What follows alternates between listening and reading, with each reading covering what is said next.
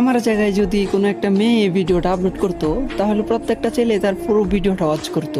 এমনকি কত সুন্দর সুন্দর কমেন্ট যে করতো, বলতো আপু আপনি কি আমার সাথে 1v1 করবেন, আপু আপনি না অনেক ভালো গেম প্লে করেন, আপু আপনার সাথে আমি অ্যাড হইতে চাই, আরো কত সুন্দর সুন্দর কমেন্ট যে করতো রে ভাই।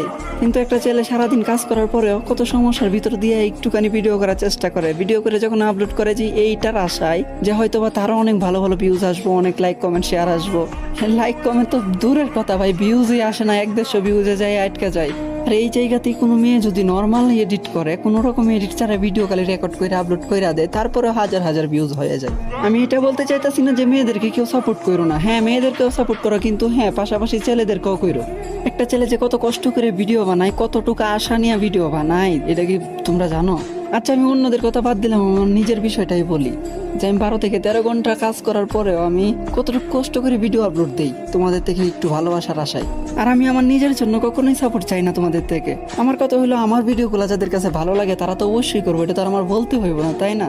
আমি সাপোর্ট তাদের জন্য চাইতাছি যারা অনেক কষ্টের পরেও কোনো রকম ভিউজ পাইতাছে না। তোমরা তাদেরকে কপি লিঙ্ক করো, লাইক কমেন্ট শেয়ার করো তাদের জন্য।